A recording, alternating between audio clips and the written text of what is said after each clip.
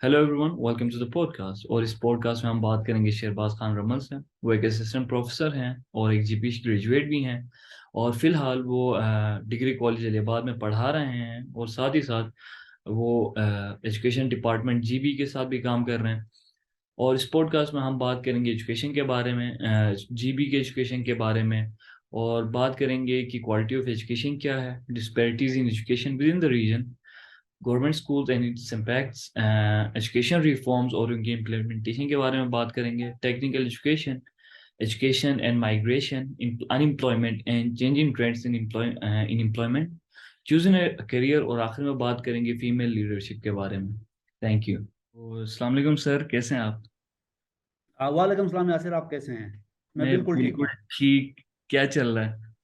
क्या? आ, हुंजा में तो सर्दियाँ चल रही हैं, सर्दियाँ शुरू हो गई हैं। पहली बर्फबारी आप पर हुंजा के जो साइड्स हैं गुजाल वहाँ पर शुरू हो चुकी है। यहाँ पर एज यूजुअल आपको पता है, ऑटम जो होता है यहाँ पर ज़रा समर और स्प्रिंग और विंटर से ज़्यादा खूबसूरत होता है। तो बेतहाशा कलर्स हैं जो हाँ। आर्टिस्ट लोग हैं उनके लिए अट्रैक्शन का बाइस है फिलहाल हुंजा। कुछ दिनों में 10-15 दिनों में ये बहुत सवेयर सर्दी की एक लहर आ जाएगी एज यूजुअल। तो फिलहाल तो ठंड बेशक है, लेकिन नाकाबिल बर्दाश्त नहीं है। सही सही, बेहतरीन। और आपकी क्या मसरूफियात हैं कॉलेज के अलावा, या कुछ और? कॉलेज में क्या चल रहा है? जी, कॉलेज में रिसेंटली हमने स्पोर्ट्स की एक्टिविटीज़ अच्छा। बहुत अच्छे तरीके से चलाई हैं। ऑफ कोर्स उसमें थोड़ी सी बहुत ब्रेकिंग्स होती हैं, लेकिन हमने गिलगित बल्तिस्तान, ना सही हुंजा के और नगर के बहुत सारे इंस्टीट्यूशंस को, हम्म। एजुकेशनल इंस्टीट्यूशंस को स्पोर्ट्स फेस्टिवल में, हम्म। जिसका हमने नाम दिया था independence sports festival Gilgit Baltistan के यौम आज़ादी के सिलसिले में, 1 नवंबर को हमने कंक्लूड किया। जिसमें दूसरी बार हमने यहाँ के रीजनल जो टीम्स हैं, कॉलेजेस एंड स्कूल्स की सही टीमें जो हैं, हम इनवाइट की थी, जो कि बहुत अच्छा तजर्बा रहा। सीखने को भी बहुत मिला। गलतियाँ भी ऑफ कोर्स हुई होंगी।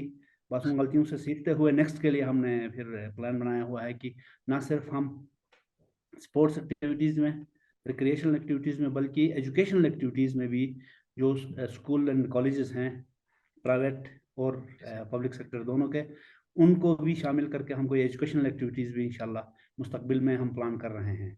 तो फिलहाल तो कॉलेज एंड पे ये चल रहा है। पर्सनल एंड पे ये है कि बस फिलहाल तो सर्दियों में कोई ज़्यादा एक्टिविटीज़ होती नहीं है। कॉलेज, घर, और घर से अगर हुक्म मिले तो फला चीज़ करना है, ग्रोसरीज खरीदना और इस तरह की चीज़ें ये चलती रहती हैं। ये आप यंगस्टर्स को शायद ज़्यादा है। अपील ना करती हूँ, लेकिन हम जो मिडिल एजेस में हैं, हाँ ये हमारे लिए ये चीज़ें भी थोड़ी सी अभी अहमियत हाँ हाँ। पकड़ने लगी हैं। पहले शायद ना होती हूँ, लेकिन अब अहमियत ज़रूर होने लगा।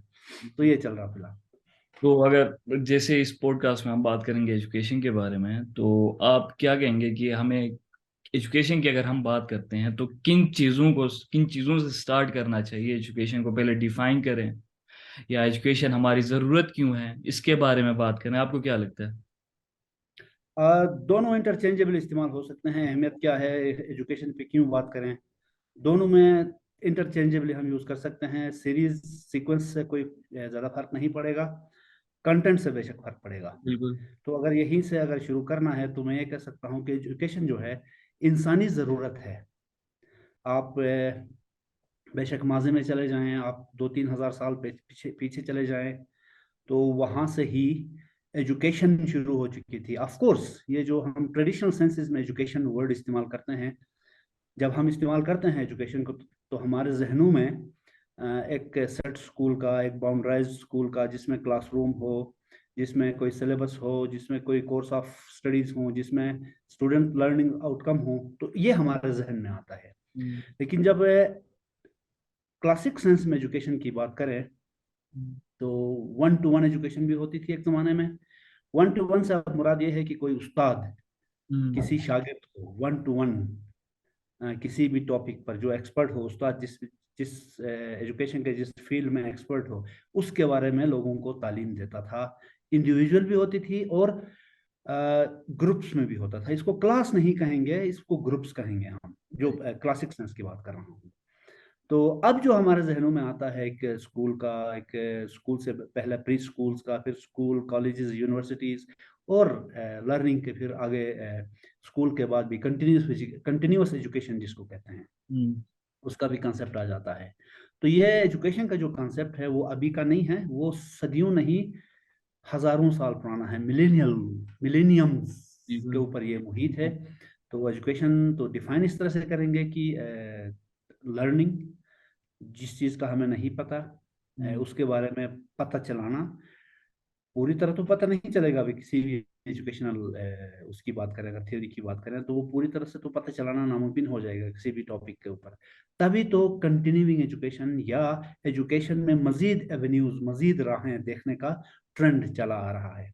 आप देखते हैं कि एक ज़माने में कोई एक सब्जेक्ट हुआ करता था, मसलन पॉलिटिकल साइंस की मिसाल लें, तो वो सिर्फ एक पॉलिटिकल साइंस या होता था। अब आप देख सकते हैं कि पॉलिटिकल साइंस के अंदर स्टेट किस तरह से चलता है, रीजनल कॉन्फ्लिक्ट्स को कैसे रिजोल्व किया जाता है, रीजनल कोऑपरेशन कैसे होती है, इंटरनेशनल कोऑपरेशन कैसे होती है, इंटरनेशनल कॉन्फ्लिक्ट्स को कैसे रिजोल्व किया जा सकता है, या कैसे इवॉल्व होती हैं ये कॉन्फ्लिक्ट्स।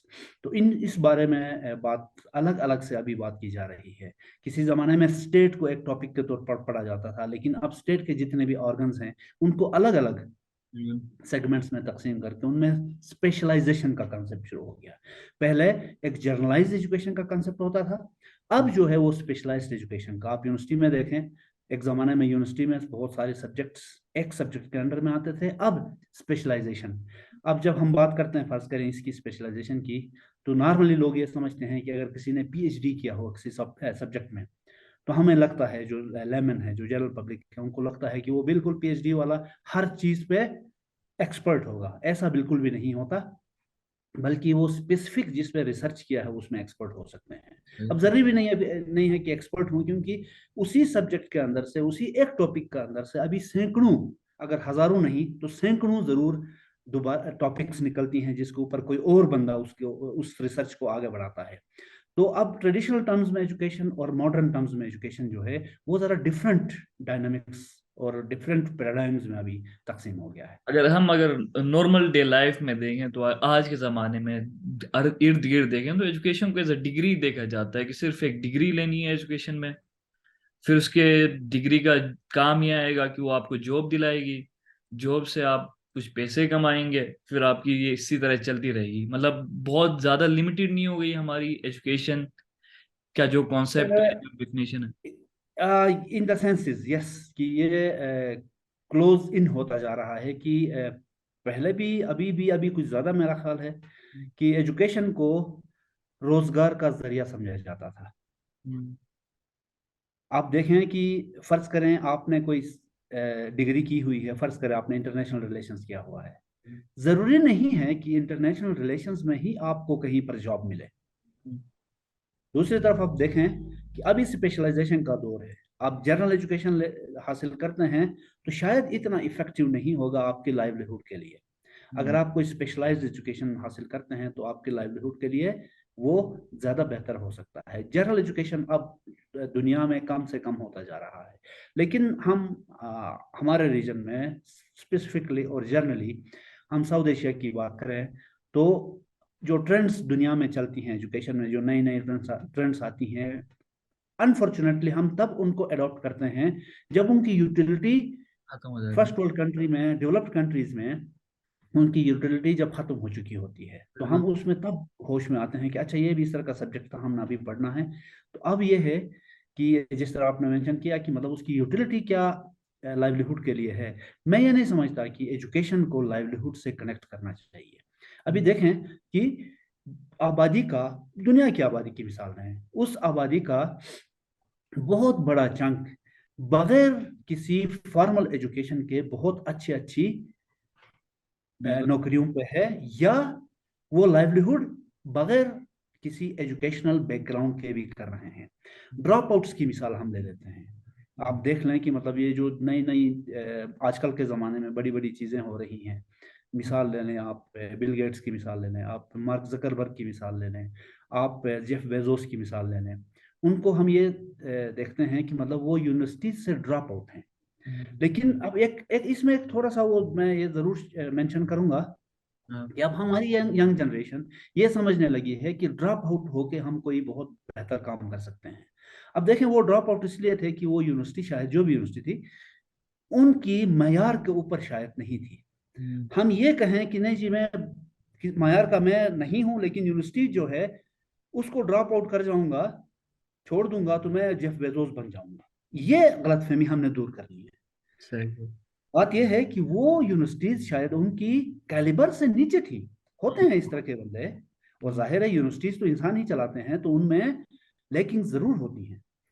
लेकिन अब हम अगर इस चीज को मिसाल बना के कि चार बंदों ने इतने बड़ी एम्पायर्स खड़ी की हैं, और वो भी किस चीज पे, उनकी अपनी कोई फिजिकल कोई चीज है नहीं, ऑनलाइन एम्पायर्स खड़ी की हैं, और वो कॉलेज यूनिवर्सिटी ड्रॉप आउट हैं, वो शायद उस कैलिबर से, यूनिवर्सिटी के कैलिबर से ऊपर के थे। उनको मिसाल बना के हम ड्रॉप आउट होना शुरू हो जाएं और इधर से कुछ भी ना कर पाए, तो वो जो हम जो है मिथ जो है वो बस्ट हमारी जिंदगी में हो जाएगा, और जरा मुश्किल हो जाएगा हमारे लिए भी कि मतलब हम उस चीज को फॉलो करें। पहले तो ये करें कि हम उनके कैलिबर के बने, फिर कहें कि यूनिवर्सिटीज मेरी कैलिबर की नहीं है। ये हमारे यहाँ पर उल्टा हो रहा है। इसमें थोड़ा सा यंगस्टर्स को भी, हम हमें भी जो एजुकेशन से रेलिवेंट हैं, उनको भी इस चीज के बारे में थोड़ा सा प्रीच भी करना चाहिए कि ऐसा नहीं है, यूनिवर्सिटीज कैलिबर नहीं है, आप कैलिबर बनाएं, फिर यूनिवर्सिटीज के ऊपर बात करें। बिल्कुल। अगर हम इसके बाद अगर हम आते हैं कि यार हमारे इलाके में जो फोकस है एजुकेशन इन गिलगित बल्तिस्तान या हुंजा या इधर उधर जो भी बुरुश कम्युनिटीज हैं, ओवरऑल अगर हम गिलगित बल्तिस्तान में देखें तो उधर एजुकेशन का क्या मयार चल रहा है, क्या क्वालिटी चल रही है, या किस तरह से हम उन एजुकेशन को अप्रोच कर रहे हैं, लोगों के लिए क्या हम फराहम कर रहे हैं, गवर्नमेंट क्या कर रही है इसमें, तो एजुकेशन को हम कैसे देखते हैं? अगर इसमें अगर आप स्टार्ट करेंगे कि अभी रिसेंटली शायद कल परसों उधर चिलास में लड़कियों के उसको स्कूल्स को अ, उस पे आग जला दी थी, उनकी स्कूल्स को आग जला दिया। जी, सबसे पहले तो इसकी तरफ आते हैं, इन चीज़ों की तरफ, जो अनफॉर्चुनेट इंसिडेंट्स हैं उनकी तरफ आते हैं। सबसे पहले तो मैं एक्सेस की बात करूंगा। हम्म, मैं ये समझता हूं कि गिलगित बल्तिस्तान आबादी के हिसाब से एक छोटा सा सूबा है। बिल्कुल। यूं समझ लें कि अगर आप रावलपिंडी इस्लामाबाद के आसपास में रहते हैं, वहां पर एक डिस्ट्रिक्ट के बराबर गिलगित बल्तिस्तान की पूरी आबादी है। हम्म, पॉपुलेशन जो सेंसस होता है उसके हिसाब से तो हमारी आबादी 1.8 मिलियन भी नहीं है। हम्म, गिलगित बल्तिस्तान में हम जो लोग रहते हैं, हम ये क्लेम करते हैं कि 2 मिलियन से ऊपर है, 20 लाख से ऊपर है। आप पिंडी, इस्लामाबाद या लाहौर, कराची जो बड़े शहर हैं, उनके किसी डिस्ट्रिक्ट के को मतलब कंपेयर करें गिलगित बल्तिस्तान से, तो आबादी के हिसाब से वो उतना ही होगा, उनसे भी ज्यादा हो सकते हैं बाज़ जगहों पे। मसलन कराची ईस्ट, डिस्ट्रिक्ट ईस्ट की बात करें तो 50-60 लाख की आबादी है। गिलगित बल्तिस्तान में 20 लाख की आबादी है। और स्कूल अगर देखें तो मैं ये समझता हूँ कि न सिर्फ गवर्नमेंट एजुकेशनल इंस्टीट्यूशन को बनाने की तरफ तवज्जो दे रही है, बल्कि एनजीओज और प्राइवेट सेक्टर भी स्कूल बनाने की तरफ तवज्जो दे रहे हैं। हम्म, अब जो जो भी स्कूल बना रहे हैं उनके दो मकासद हैं। गवर्नमेंट का तो ये मकसद होता है कि वो जो कॉन्स्टिट्यूशन में जो सिटीजन के जो राइट्स हैं उनको फुलफिल करने के लिए स्कूल बना रही है। लेकिन जाहिर है उसमें गैप्स बहुत सारे हैं, हम्म, अंडरस्टैंडेबली होते हैं, गैप्स होते हैं, लेकिन ज्यादा गैप्स होने की वजह से प्राइवेट स्कूलों का भी अमल दखल यहाँ पर शुरू हो गया है। वो भी बहुत अरसे से यहाँ पर तकरीबन 30 सालों से गिलगित बल्तिस्तान में चल रही है। लेकिन उनका मोटिव सर्विस के साथ साथ तो अपना मतलब सर्वाइवल भी है, अपनी लाइवलीहुड भी बनानी है। हम्म, तो गवर्नमेंट तो तवज्जो दे रही है, एनजीओज भी तवज्जो दे रही है, हम्म, प्राइवेट सेक्टर भी तवज्जो दे रहा है, लेकिन जब बात आती है क्वालिटी एजुकेशन को या क्वालिटी को इंश्योर करने की, हम्म। तो अब इसमें अनफॉर्चुनेटली मैं कहूंगा जी। इसमें क्वालिटी को कैसे डिफाइन करेंगे कि यार ये क्वालिटी एजुकेशन होती क्या है? अच्छा, बिल्कुल लेमैन टर्म्स में मैं आपको बताऊं, हाँ, क्वालिटी ये होनी चाहिए कि अव्वल तो एक तो थ्योरेटिकल लेवल की चीज है कि मतलब हाँ, एजुकेशन जो है आपके मेंटल होराइजंस को, आपके माइंड के होराइजंस को ब्रॉडन करता है, दुनिया को समझने में मदद देता है। और ये थ्योरेटिकल बड़ी बड़ी जो बातें हैं वो छोड़ेंगे। मैं ये इस पे फोकस करूंगा कि क्वालिटी ये होगी कि अगर फिफ्थ क्लास का बच्चा, हम्म, फिफ्थ क्लास का की कोई भी किताब उठा के, उर्दू हो, इस्लामियात हो, पाकिस्तान स्टडीज हो, इंग्लिश हो, अगर उस बच्चे को दिया जाए, तो हम्म, मैं दावे से कह सकता हूं कि 70% बच्चे जो हैं अपनी फिफ्थ क्लास की उस किताब को, जो मैंने अभी मेंशन किया है, वो अगर हिचकिचाहट के साथ पढ़ता है या पढ़ नहीं पाता, तो मैं ये समझता हूं कि ये क्वालिटी नहीं है। सही। अब अब मसला ये है, शुरू में मेंशन किया कि हम वेस्टर्न जो या डेवलप कंट्रीज के जो मॉडल्स हैं उनको कॉपी तो करते हैं। मसलन हम ये कहते हैं कि हम इंग्लिश मीडियम स्कूल बनाएंगे। हम्म, अब इंग्लिश जो है एक मीडियम ऑफ इंस्ट्रक्शन हो सकता है, उसको सर पे सवार करके चलाने की शायद जरूरत नहीं थी, जो कि प्राइवेट स्कूलों ने, एनजीओ स्कूलों ने ये कर दिया है। गवर्नमेंट में भी ये ट्रेंड शुरू हो गया है। अब ये है कि अगर आप एबीसी पढ़ते हैं तो आप डेवलप नहीं हैं, इट डजेंट मीन कि आप डेवलप्ड हैं। डेवलप तब होंगे या एजुकेशनली साउंड तब होंगे या एजुकेशनल क्वालिटी तब आएगी जब जो भी किताब आपको मिलती है वो आप पढ़ सकें। हम्म, अनफॉर्चुनेटली ये एसर नामी एक ASER एक स्टडी होता है, 2-3 सालों में एक दफा होता है। वो स्टडी ये कहती है कि 5th क्लास का बच्चा 3 क्लास की जो किताबें हैं वो पढ़ नहीं पाता। आप हम्म, देखें कि वो 3 क्लास से गुजर कर आया है, हम्म। 4थी क्लास पास की है, 5वीं क्लास में है, लेकिन तीसरी क्लास की किताबें पढ़ नहीं पाता। तो ये क्वालिटी को मैं कहूंगा कि मतलब मैयार, जो क्वालिटी है उस इस मैयार पर नापा मापा जा सकता है, उसको गेज किया जा सकता है। तो और ये ये मैं वाले समझता और ये वाले हूँ। प्रॉब्लम्स, ये वाले जो इश्यूज हैं कि भाई 3 क्लास का बच्चा, 5th क्लास का बच्चा 3 क्लास की किताब नहीं पढ़ सकता, तो ये वाले इश्यूज कहाँ से उभरते हैं, कहाँ से जनरेट होते हैं? मैं समझता हूँ कि ये स्कूलों की ही जिम्मेदारी होती है, पेरेंट्स की जिम्मेदारी होती है कि वो इन बच्चों को एसेस करें कि क्या वो पढ़ सकते हैं। देखें, हम पास करने के चक्कर में, आप हैरत होगी अगर मिसाल इसके साथ थोड़ा सा हट के मैं मिसाल दे दूं कि मैं फर्स्ट ईयर सेकंड ईयर के बच्चों को कॉलेज में पढ़ाता हूँ।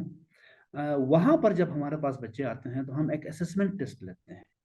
हम ये देखना चाहते हैं कि वो बच्चे किस हद तक लिखने पढ़ने में, किसी चीज को कंप्रीहेंड करने में आप कंफर्टेबल महसूस करते हैं।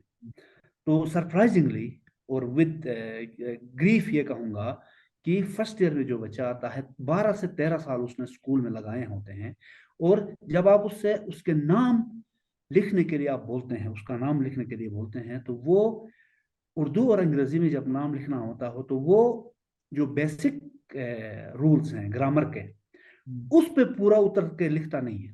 हम्म, तो मयार तो यहाँ पर मैं समझता हूँ कि मयार कोई खास नहीं रहा। अब ऐसा भी नहीं है कि सारे बच्चे इस तरह से हैं, हम्म, लेकिन अनफॉर्चुनेटली मेजोरिटी ऑफ स्टूडेंट्स जो है वो इस कैटेगरी की है कि वो नाम लिखना, बेसिक ग्रामर को समझना, ग्रामर समझ के कोई सिंपल सादा तरीन सेंटेंस कंस्ट्रक्ट करना उसके बस की बात नहीं होती। तो मैं ये ब्लेम कर सकता हूँ कि स्कूल्स और पेरेंट्स दोनों शायद फेल हो रहे हैं बच्चे को पढ़ाने में। अब देखिए, किसी भी स्कूल का दावे से कह सकता हूं कि किसी भी स्कूल के किसी भी बच्चे का प्रोग्रेस रिपोर्ट उठा के देख ले तो 90% मार्क्स, 99% मार्क्स, इन सम केसेस 100% मार्क्स। अब हम्म, उस बच्चे को बिठा के कोई कंप्रीहेंशन की कोई चीज दे दे, छोटा सा पैराग्राफ दे दें, तो वो कंप्रीहेंड नहीं कर पाएगा। हम्म। तो ऐसी सूरत में फिर मयार नहीं है ये, यानी क्वालिटी डिक्लाइन पे है। और इसका ये भी मसला एक नहीं है कि हमारा जो एजुकेशन सिस्टम है वो पूरा चलता है मेमोराइजेशन पे। बच्चा जो भी बड़ा होता है स्टार्टिंग से उसको नर्सरी से यही आप सिखाया जाता है कि आपने याद करना है। Do you think this is a problem? Exactly, this is one of the problems. One of the problem, बिल्कुल। ये सिर्फ मुकम्मल प्रॉब्लम नहीं है, कुछ हाँ। कुछ चीजें आपको मेमोराइज करनी पड़ती है, वो हम्म, भी ठीक है। एक मेंटल फैकल्टीज में से एक मेमोराइज करना कोई ऐसी बुरी बात नहीं है। अगर आप मेमोराइज करके कोई दोबारा इसको रिप्रोड्यूस करते हैं तो इतनी बुरी बात नहीं है। लेकिन यहाँ पर मैं ये कहूँगा कि मेमोराइजेशन का जो कल्चर है या रॉट लर्निंग जिसको कहते हैं, वो पूरे के पूरे एजुकेशनल सेटअप पे या एजुकेशनल जो क्या कहते हैं उसको लैंडस्केप पे फैला हुआ है। अब बिल्कुल। मैथमेटिक्स में भी मेमोराइजेशन शुरू हो जाए तो फिर पढ़ना हाँ। लिखना तो फिर वो ना रहा ना हो। हम्म, बल्कि अभी देखें कि कोई चीज़ आप अपना फर्ज करें, आप इस्लामियात की अगर आप बात करते हैं तो वहां पर मेमोराइजेशन का काम है, ऑफ कोर्स है। दूसरी तरफ मैथमेटिक्स में, इंग्लिश में, उर्दू में नहीं है। वहां पर ग्रामर के बेसिक स्ट्रक्चर को समझने की बात है। अब हम्म, मैं ये समझता हूँ कि मतलब मेमोराइजेशन एक तरफ तो ब्लेम तो किया जाता है कि मेमोराइजेशन है, दूसरी तरफ ये है कि जो मेमोराइजेशन के अलावा जो है, मसलन अभी जो बोर्ड्स ने ये शुरू किया है कि स्टूडेंट्स लर्निंग आउटकम्स के नाम से, SLOs के नाम से, वो स्टूडेंट्स को पढ़ाने की कोशिश कर रहे हैं। हम्म, लेकिन दूसरी तरफ यह है कि मतलब मैं सिर्फ और सिर्फ स्कूल्स और कॉलेजेस को ब्लेम नहीं करता, पूरा एजुकेशनल सिस्टम में भी यही है कि वो जो आप याद करके वो चीजें दोबारा रिप्रोड्यूस करते हैं, उसको शायद ज्यादा वेटेज दिया जाता है। हम्म, ये जानबूझ के नहीं है, बल्कि एक सिस्टम बना हुआ है, तब्दील होते होते टाइम लगेगा, तब्दील हो जाएगा। जिस तरह मैंने अर्ज किया कि अभी एसएलओज हैं, वो अगर इम्प्लीमेंट हो जाती हैं शुरू से लेकर, यानी कि प्राइमरी से लेकर यूनिवर्सिटी लेवल तक, तब ये बात बन सकती है। बिल्कुल सही। और इसके अलावा अगर हम बात करें disparities between the regions within Gilgit Baltistan, अगर हम देखें तो एक जगह पे कहा जाता है कि लिटरेसी रेट, हालांकि वो उसमें कुछ चीज़ें हैं बात करने के लिए, लेकिन दूसरे इलाकों में मसले हैं बहुत एजुकेशन के हिसाब से। कि अगर आप एक हुंजा की मिसाल ले लो, हुंजा में अगर आपको करिकुलम का मसला है, आप करिकुलम चेंज करेंगे, आप स्लोज इम्प्लीमेंट करेंगे या दूसरी चीज़ें करेंगे, जबकि आप अगर किसी दूसरे रीजन या किसी दूसरे डिस्ट्रिक्ट में जाते हैं, उधर बेसिक इंफ्रास्ट्रक्चर ही नहीं है। तो ये चीज़ें कौन देखेगा? गवर्नमेंट देख रही है इन चीज़ों को, बेसिक इंफ्रास्ट्रक्चर नहीं है उधर, मतलब कुछ लोग स्कूल जा रहे हैं, उनके स्कूलों को जला दिया जाता है। तो ये डिस्पैरिटीज क्यों है within the same region? अच्छा, अब सरप्राइजिंगली यहाँ पर नंबर्स का इशू नहीं है। हाँ। हुंजा आपने जिक्र किया कि इसमें हाई लिटरेसी है, नगर भी फॉलो कर रहा है, ऐसा नहीं है कि नगर लेकिन है, नगर भी फॉलो कर रहा है। और गिलगित, सेंट्रल गिलगित जो है, गिलगित डिस्ट्रिक्ट जो है, वहाँ पर भी एजुकेशनल जो इंस्टीट्यूशंस हैं बहुत हैं। हम्म, और क्वालिटी वाइज भी अगर देखें तो हुंजा से बेहतर गिलगित में इंस्टीट्यूशंस हैं। हम्म, आपने जिक्र किया दियामर में। हम्म, दियामर में ऐसा है कि अगर नंबर ऑफ स्कूल्स देखें तो हुंजा के मुकाबले में तकरीबन 200 स्कूल्स ज्यादा हैं वहां पर। अच्छा। हुंजा में 43 गवर्नमेंट स्कूल्स हैं, हम्म, 43 टू 45 अगर मुमकिन है, मैं इसमें थोड़ा सा हम्म, इंफॉर्मेशन अपडेटेड ना हो। जबकि दियामर में 250 प्लस स्कूल्स हैं, हम्म, तो 200 प्लस स्कूल्स हो गए। हाँ। लेकिन आबादी भी उनकी ज्यादा है, ऑफ कोर्स अंडरस्टैंडेबली आबादी भी ज्यादा है वहां की, तो उस हिसाब से स्कूल ज्यादा होना बनता है। अब ये है कि मतलब आप देखें कि मतलब आपने कुछ अरसे में मतलब आपने अलार्मिंग डिस्टर्बिंग न्यूज सुनी कि स्कूल जलाया गया। लेकिन इसके साथ ये है कि मतलब गवर्नमेंट विजिलेंट है कि जहां पर स्कूल, इस तरह का स्कूल के साथ कोई हादसा होता है, किया जाता है, जाहिर हुआ तो नहीं है, किया जो जाता है, उसमें प्रोटेक्टिव मेजर्स अब गवर्नमेंट ने लेने शुरू कर दिए हैं। और साथ साथ में सरप्राइजिंगली और खुशकुन बात यह है कि गवर्नमेंट ने दूसरे ही दिन चीफ सेक्रेटरी और सेक्रेटरी एजुकेशन और जो एजुकेशन अथॉरिटीज हैं और पॉलिटिकल जो लीडरशिप है वहाँ की, उनकी सरकर्दगी में स्कूल दोबारा कंस्ट्रक्ट हो रहा है।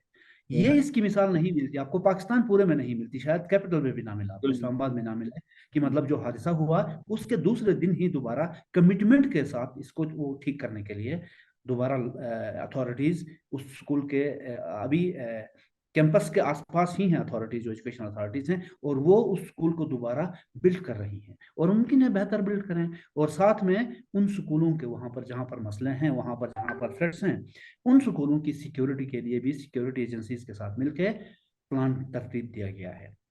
अब सही। यहाँ पर बात आती है क्वालिटी, आपने बात की कि मतलब लिटरेसी रेट की।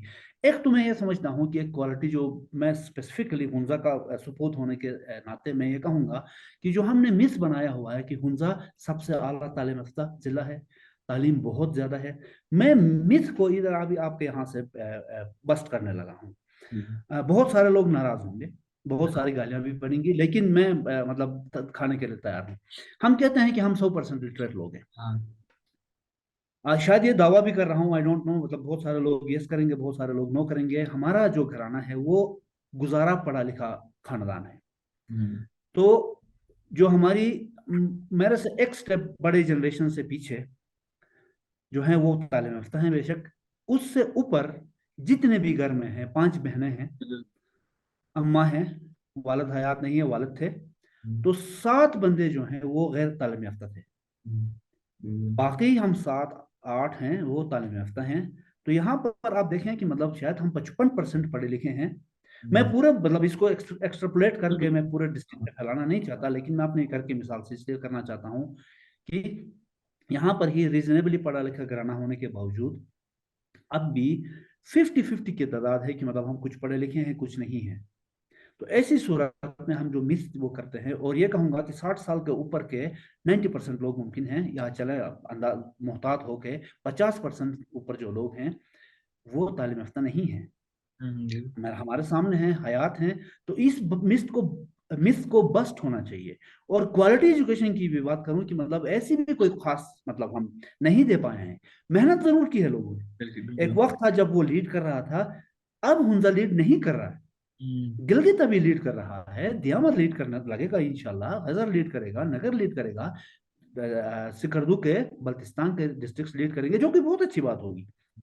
अब ये समझता हूँ, लेकिन इसके साथ साथ ये है कि जब टॉप क्वालिटी की बात आती है, मसलन आपके हार्वर्ड में लोग अगर जाने लगते हैं, या आपके स्टैनफोर्ड यूनिवर्सिटी की बात करते हैं, नासा में लोगों के जाने की बात होती है, तो वहां पर बेशक हुंजा के कुछ लोग हैं जो कि वो हमारे प्रीकर्सर्स हैं, जो कि अच्छी बात है कि वो वहां पर गए हैं। मैं उम्मीद ये रखता हूं कि दूसरे डिस्ट्रिक्ट भी फॉलो करेंगे, और हुंजा के लोग भी उनको मिसाल बनाकर आगे जाएंगे, उन जगहों पे जाएंगे। यहाँ बैठ के सोशल मीडिया वॉरियर्स बन के ये कहना कि हम सबसे ज्यादा तालीम याफ्ता कौम हैं, इस मिस को अभी मजीद बरकरार नहीं रखना चाहिए। और इसमें आपसे भी बेहतर लोग हाँ, हैं। बिल्कुल यही बात है कि अगर हमें हुंजा को एक डेवलपमेंट मॉडल की तरह देखते हैं हर चीज में, या बहुत सारी चीजों में अगर लिटरेसी रेट या डेवलपमेंट मॉडल की तरफ देखें, लेकिन उधर एक चीज देखें तो ना लाइट है, ना बिजली है, पानी है, पानी के इतने मसले हैं, दूसरे इतने मसले हैं। तो ये चीजें फिल नहीं कर पाता, ये सारी चीजें अगर डेवलपमेंट के मॉडल से देखें तो ये चीजें तो ट्रू, एब्सेंट है। बिल्कुल। ट्रू। हाँ। बिजली अभी आपके पास 24 घंटों में 3 से 4 घंटे आती है, जो अथॉरिटीज हैं उनके पास 24 घंटे होती है। पानी उनके पास 24 घंटे होता है, यहाँ बाकी दूसरों के पास पीने के लिए नहीं होता, उनके जानवर नहलाने के लिए होता है। बिजली की फिर आप सूरत हाल देख सकते हैं। जो सही। प्रोजेक्ट्स बन रहे हैं वो किसी न किसी तरीके से वो पॉलिटिकल विक्टिमाइजेशन का शिकार होती हैं, रीजनल कॉन्फ्लिक्ट्स का शिकार हो जाती हैं। खुद अवाम जिसके इलाके में लोग कोई प्राइवेट एंटिटी और गवर्नमेंट मिलके, जिसको कहते हैं PPP model, private public private partnership model, वो करना चाहते हैं, तो इलाके के लोग उसमें रखने डाल देते हैं। तो ये सारे मसले हैं। डेवलपमेंट के हवाले से देखा जाए तो ज्यादा तवज्जो इस इलाके की तरफ नहीं है। बिल्कुल। लेकिन हाँ, मैं मजीद ऐड ये करूंगा कि पूरे गिलगित बल्तिस्तान की तरफ नहीं है भाई, जो वो जरा। डेवलपमेंट जो हो हाँ, रहा है पूरे पाकिस्तान में कहाँ पर डेवलप्ड है। यही पे ऐसा point। भी है, लेकिन अपने आप को ये क्या कहते हैं मजलूम जाहिर करना भी इतनी अच्छी बात नहीं है। इलाके ऐसे हैं, बहुत सारे हैं हाँ जहाँ पर ये डेवलपमेंट के काम नहीं हो रहे हैं। यहाँ पर कुछ ज्यादा नहीं हो रहे होंगे, बाकी इलाकों में भी ये मसले चल रहे हैं। लेकिन ये है कि मतलब हुंजा में ये है कि रिजिलियंस है लोगों में, और सेल्फ जो डेवलपमेंट जो है वो बहुत ज्यादा है, मैं ये समझता हूँ। सही। अब देखें कि करीमाबाद में जो हुंजा का पुराना कैपिटल समझ लें, अभी कल्चरल कैपिटल है आपका, तो उसमें सेवरेज जो लाइन आई है, हम्म। अपनी मदद आप और एक कैडियन की हेल्प के तहत, हम्म। आज से कोई 20-22 साल पहले ये हम्म। शुरू हो चुका था। अलियाबाद जो हब है अभी तो आपका इकोनॉमिक हब बन गया है, इसमें कोई 10 साल से ये मौजूद है सेवरेज का सिस्टम। हम्म। तो ये सेल्फ इनिशिएटिव थे, लोगों के अपने इनिशिएटिव्स थे, और आगान डेवलपमेंट नेटवर्क के इनिशिएटिव्स थे। अभी गिलगित में गवर्नमेंट कोशिश कर रही है कि इस तरह की किसी किसी मॉडल को अपनाया जाए, लेकिन वहां पर आबादी और कंस्ट्रक्शन इतनी ज्यादा बढ़ गई है कि गवर्नमेंट करेगी तो इसके लिए बहुत ही स्ट्रांग पॉलिटिकल विल और इकोनॉमिक रिसोर्सेज की जरूरत होगी। बिल्कुल। होगा, जा जाकर वक्त पे वक्त लगेगा, लेकिन होगा जरूर। अगर दोबारा आते हैं गवर्नमेंट स्कूल की तरफ, अगर एक जगह पे 200 स्कूल्स हैं और एक जगह 45, जितने भी स्कूल्स हैं, कि ये 45 जी। स्कूल्स क्या कर रही है, इस मतलब कितने स्टूडेंट्स निकाल रही हैं जो कि मतलब चेंज हो रहे हैं, उनकी लाइफ चेंज हो रही है, क्या इनके पास इतनी पावर है स्कूल्स के पास? या मैं इस बार गया था तो मैंने एक सर्वे भी किया था एक, उसके हिसाब ये गवर्नमेंट स्कूल्स में, तो उसमें कुछ भी नहीं था, ना स्कूल में लाइट थी, ना स्कूल में कोई कंप्यूटर था, ना स्कूल में कुछ था, कुछ भी नहीं था। तो ओवरऑल अगर हम देखें तो ये गवर्नमेंट स्कूल तो चल रहे हैं, लेकिन क्यों चल रहे हैं? क्या इसके कुछ फायदे हैं? क्या फायदे हैं इन गवर्नमेंट स्कूल्स के?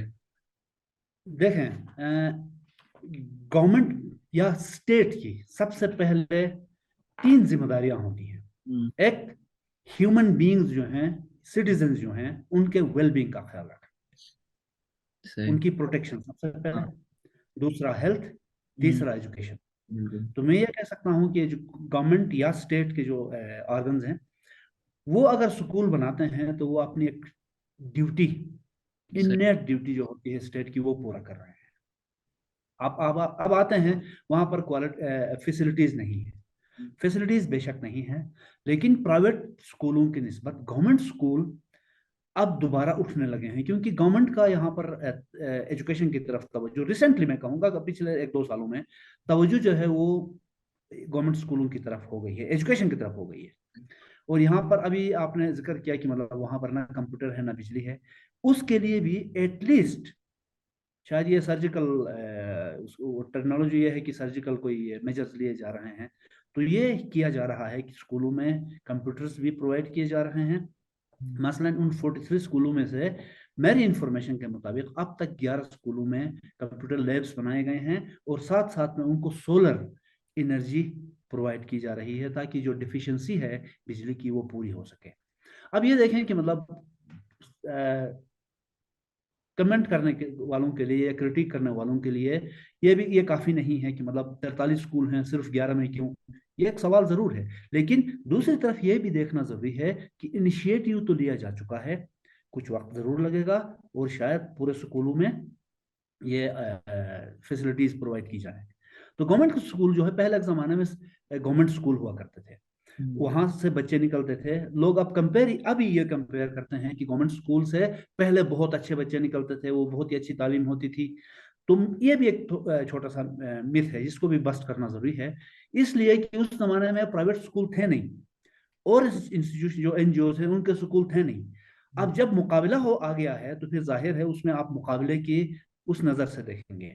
तो पहले थे नहीं तो वहां पर अच्छे बच्चे निकलते थे, कोई और ऑप्शन था आपके पास कि अच्छे बच्चे कहीं और से निकले, उन्हीं स्कूलों से निकलेंगे, वही लॉट जो पहले वो जहाँ मौजूद थी वहीं से ही अच्छे बच्चे निकलेंगे। अब कंपटीशन हो गया है, कंपटीशन में उधर से भी अच्छे बच्चे आ रहे हैं, जो एनजीओ सेक्टर है वहां से भी आ रहे हैं और प्राइवेट सेक्टर से भी आ रहे हैं। लेकिन ओवरऑल मैं ये कहता हूं कि क्वालिटी डिक्लाइन जरूर हुई है। किसको देख के मैंने अर्ज किया कि मतलब वो जो हम असेसमेंट टेस्ट लेते हैं उसमें ये पता चलता है कि क्वालिटी डिक्लाइन पे है, इसको रोकना जरूरी तो है। सर ये आपने कुछ शायद एजुकेशनल रिफॉर्म्स के बारे में कुछ शेयर किया था ऑनलाइन रिसेंटली।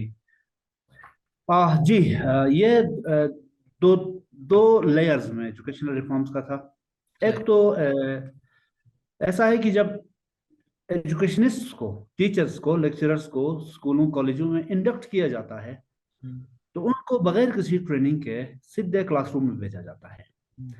अब देखें, कोई बंदा अपने सब्जेक्ट में गोल्ड मेडलिस्ट हो सकता है, लेकिन जरूरी नहीं है कि वो पेडागोजी में और एजुकेशनल साइकोलॉजी में और एजुकेशनल टेक्निक्स में भी एक्सपर्ट हो।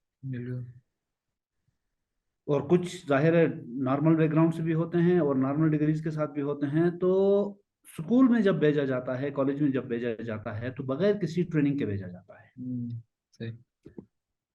पहले यह था कि उनको जो भी इंडक्ट होता है उनको टीचर्स को, यानी कि teachers and lecturers and professors को सबसे पहले ट्रेन किया जाए कुछ अरसे के लिए, उसके बाद उनको स्कूलों में भेजा जाए, कॉलेजों में भेजा जाए, जहां पर वो इक्विप हों एजुकेशनल साइकोलॉजी के साथ और पेडागोजिक टेक्निक के साथ।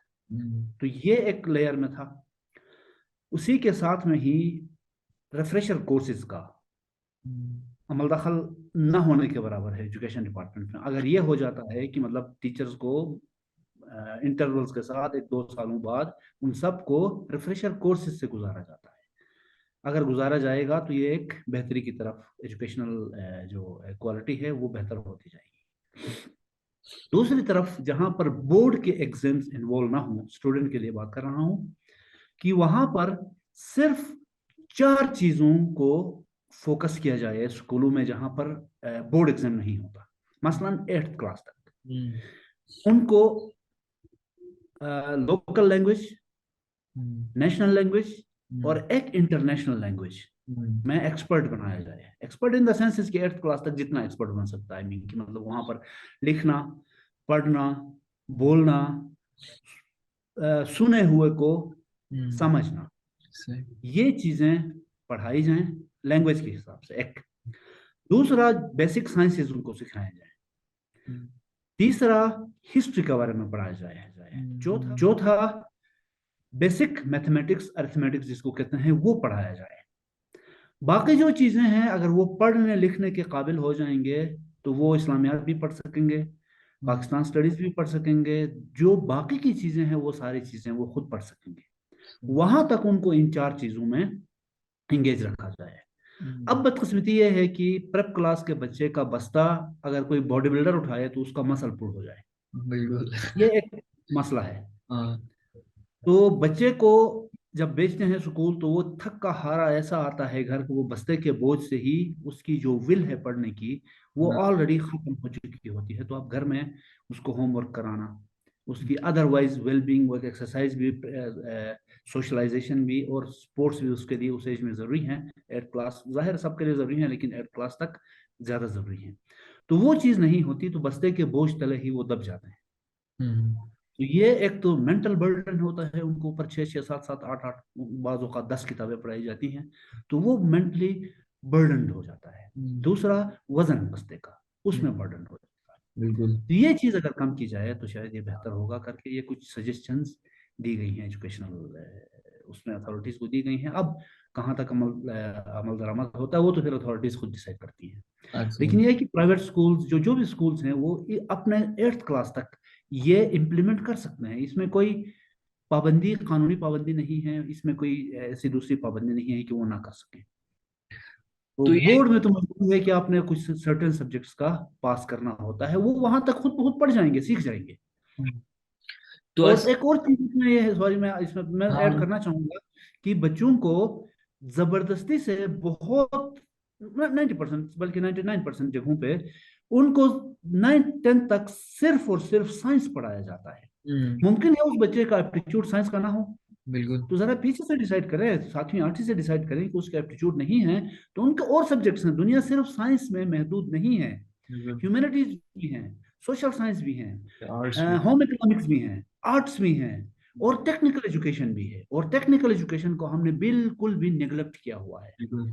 एक इदारा है पाकिस्तान भर में नेवटेक के नाम से, बिल्कुल। और गिलगित बल्तिस्तान में भी उसका प्रोटोटाइप बन रहा है टेक्निकल एजुकेशन के लिए।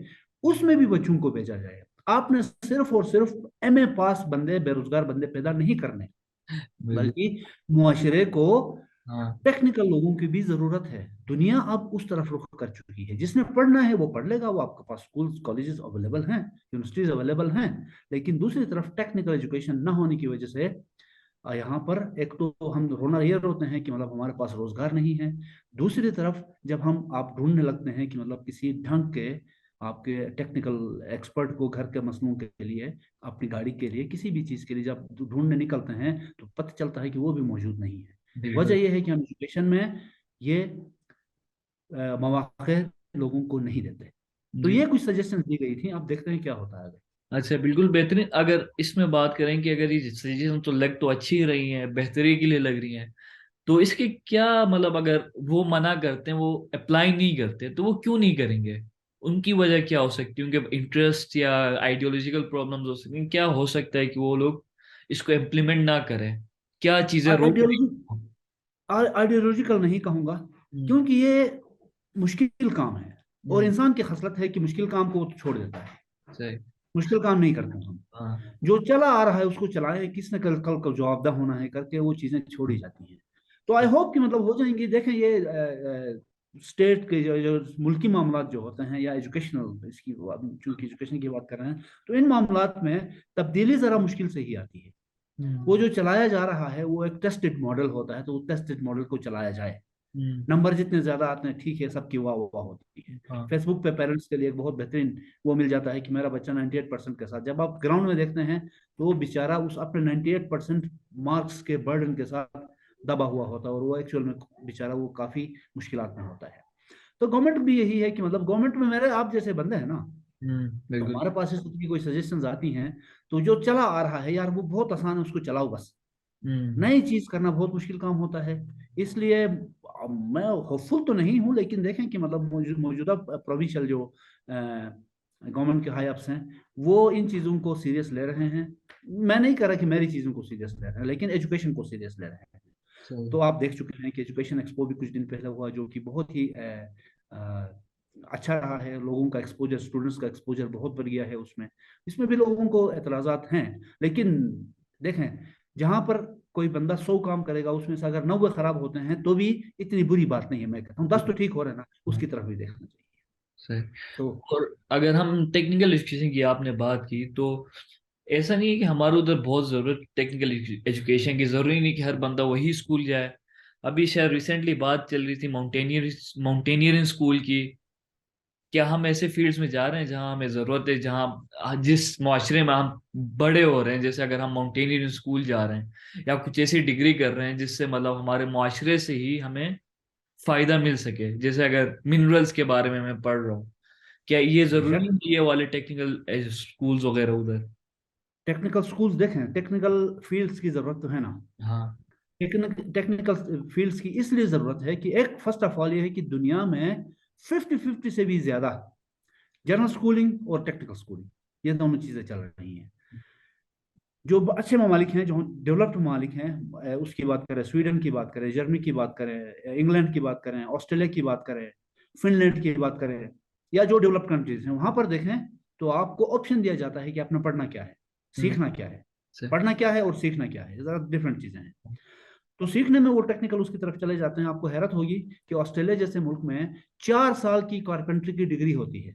4 साल की डिग्री कारपेंट्री की। से- हमारे यहाँ पर क्या होता है, 2 दिन किसी उस्ताद के साथ तेशा और रंदा उठा के अब मैं चलता हूँ, हाँ। तीसरे दिन मैं खुद उस्ताद बनता हूँ। जब ये मैं तीसरे दिन उस्ताद बनता हूँ तो दरवाजे भी टेढ़े, हाँ। खिड़कियां बंद नहीं होती, हाँ। और हाँ। जो आप चीज करना चाहते हैं आपकी छत भी टपकने लगती है दूसरे दिन, तीसरे दिन से ही। तो ये मसले होते हैं। ये टेक्निकल एजुकेशन बहुत ही जरूरी है हर फील्ड में। अभी आपने मेंशन किया, ये एक आल्दो की दुनिया में बहुत मकबूल है। ये जो आपने माउंटेनियरिंग की बात की, वो बहुत ही जरूरी फील्ड है। अभी देखें, हम ये कहते हैं कि टूरिज्म, गिलगित बल्तिस्तान जो है, पाकिस्तान पाकिस्तान तो छोड़ें, दुनिया भर में टूरिज्म पोटेंशियल के हिसाब से गिलगित बल्तिस्तान बहुत ऊपर है। बिल्कुल। लेकिन क्या आपके पास ट्रेन गाइड्स है? हम्म। नहीं है। हम्म। गाइड्स को सर्टिफाई करने का कोई मैकेनिज्म आपके पास प्रॉपर है? एक लाइसेंस एल्पाइन मुश्किल क्लब से ऑफ दिए जाते हैं। पाकिस्तान आपके पास बहुत कम है हाँ। बहुत कम है। एल्पाइन हाँ। क्लब ऑफ पाकिस्तान कितने बंदों को ट्रेन करेगा? हम्म। लिमिटेड, मतलब उनके पास रिसोर्सेज होती हैं। प्राइवेट सेक्टर, उसको कोई मुमकिन है दिलचस्पी ना हो, या उनके पास रिसोर्सेज ना हो, और अथॉरिटी भी नहीं होती उनके पास। हम्म। तो ये चीज जो है, एक तो ये जो आप कह रहे हैं कि माउंटेनिंग की तरफ क्यों होना चाहिए, हम्म। ना सिर्फ हार्ड ये जो माउंटेनिंग है उसकी तरफ, बल्कि जो सॉफ्ट है, आप जगहों पे जाते हैं, आप ट्रैकिंग करते हैं, आप हाइकिंग करते हैं, आप कैंपिंग करते हैं, ग्लैम्पिंग करते हैं, उनके लिए भी एक्सपर्ट्स की जरूरत है आपको। नहीं है, जो कि बहुत ही कम, पूरे पाकिस्तान में नहीं, गिलगित बल्तिस्तान तो फिर बात की बात होती है। सही। तो टेक्निकल, इसमें जाहिर है ये भी शामिल है, टेक्निकल चीज है। और एक और चीज जो कि मतलब हॉस्पिटैलिटी जो इंडस्ट्री है, उसके लिए भी आपको बेतहाशा लोगों की जरूरत है, नहीं है, यहाँ पर भी काम करने की जरूरत है। ये सारा टेक्निकल एंड वोकेशनल ट्रेनिंग के जुमरे में आता है। तो हम्म। आप अदरवाइज एजुकेशन जो करना चाहें वो तो ओपन है ही, आपके पास बेतहाशा स्कूल हैं। गिलगित बल्तिस्तान में 1500+ स्कूल्स हैं, हम्म। बिल्कुल। गवर्नमेंट के सिर्फ। हाँ। प्राइवेट भी मिला लें तो 2500 के आसपास स्कूल हैं, गिव एंड टेक। तो हम्म। वहां पर जनरल स्कूलिंग तो हो रही है, टेक्निकल इंस्टीट्यूशन जो है ना होने के बराबर है। हम्म। गिलगित बल्तिस्तान में गवर्नमेंट का एक टेक्निकल इंस्टीट्यूशन बना है जो फंक्शनल होने जा रहा है। कब फंक्शनल होगा वी डोंट नो। सही। गिलगित बल्तिस्तान पॉलिटेक्निक इंस्टीट्यूट के नाम से सिलबिश दास में है। पता नहीं कब वो फंक्शनल हो, लेकिन है तो सही। सही।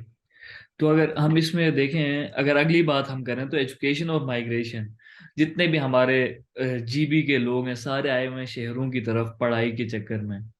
तो इससे बहुत सारे सोशल इकोनॉमिकल इफेक्ट्स पैदा होते हैं। तो आप उनके बारे में कुछ डिटेल में बात करेंगे? एजुकेशन और माइग्रेशन के हिसाब से जो हमारे हर दूसरा बंदा शहरों की तरफ आया हुआ है पढ़ने के लिए, और बस जी। इधर ही का ही होके रह जाता है, बाद में इधर ही जॉब करता है, ट्रू, इधर ही 9 to 5 सारी जिंदगी गुजर जाती है। ट्रू, हाँ। ट्रू। अब यह है कि जब अपॉर्चुनिटीज आपके डोर स्टेप्स पे नहीं होंगी, एजुकेशन तो हमने तो ये तो बनाया हुआ ना कि मतलब एजुकेशन बहुत जरूरी है। अब हाँ। इस थ्योरी के साथ कि मतलब अगर एजुकेशन बहुत जरूरी है, तो आप देख देख सकते हैं कि गिलगित बल्तिस्तान में लोग अपने एसेट्स भी बेच के बच्चों को पढ़ाने की कोशिश करते हैं, और अब बहुत अच्छी बात है। हम्म। वजह यह है माइग्रेशन की, एजुकेशनल माइग्रेशन की वजह ना सिर्फ इनलैंड बल्कि अब्रॉड, कि वहां यहाँ पर वो रिसोर्सेज आपके पास अवेलेबल नहीं है। हम्म। अब देखिएगा, गिलगित बल्तिस्तान में 2 यूनिवर्सिटीज हैं, कराकुलम इंटरनेशनल यूनिवर्सिटी और बल्तिस्तान यूनिवर्सिटी, अगर हायर एजुकेशन की बात करें। हम्म। क्या वो दोनों यूनिवर्सिटीज, उनके पास क्या इतने रिसोर्सेज हैं कि गिलगित बल्तिस्तान की पूरी आबादी को एजुकेशनल फैसिलिटीज प्रोवाइड कर सके? नहीं है। क्या उनके पास इतने डिपार्टमेंट्स हैं कि जहां पर हर बच्चा हर बच्ची जो कि एजुकेशन हासिल करना चाहते हैं वो यहाँ पर जाकर हासिल कर सके? नहीं। फिर क्वालिटी की भी बात आती है, जो कि मतलब एक रिसर्च तो कोई नहीं हुई है, लेकिन अमूमन ये तस्वूर किया जाता है कि जो मेन लैंड पाकिस्तान की यूनिवर्सिटीज हैं वो क्वालिटी में बेहतर हैं, तो वहां पर एजुकेशन हासिल किया जाए। एक तो अपॉर्चुनिटीज हैं, एवेन्यूज ज्यादा हैं, डिपार्टमेंट्स ज्यादा हैं, और तो जाहिर है जहां पर डिपार्टमेंट्स ज्यादा होंगी, जहां पर अपॉर्चुनिटीज ज्यादा होंगी, वहां पर एजुकेशनल माइग्रेशन होगी। रिसेंटली आपने देखा होगा कि हुंजा के लोग, अगर मैं हुंजा की बात करूं स्पेसिफिकली, तो वो हार्वर्ड तक पहुंच चुके हैं। बिल्कुल। बाकी यूनिवर्सिटीज में भी है, जाहिर है हार्वर्ड तक पहुंच चुके हैं। तो वहां के ग्रेजुएट्स, अब जाहिर है उनको एक तो ये बात है, वो यहाँ पर एजुकेशन हासिल करेंगे तो क्या उन एजुकेशन इतनी अच्छी एजुकेशन हासिल करने के बाद क्या उनके लिए गिलगित बल्तिस्तान में ये अपॉर्चुनिटीज हैं कि वो यहाँ आकर अपने डिग्री के मुताबिक, अपने विल के मुताबिक वो अपनी जॉब, अपने लिए जॉब हासिल कर सकें और लाइवलीहुड हासिल कर सकें? अगर नहीं है तो फिर वहीं के होकर रहेंगे।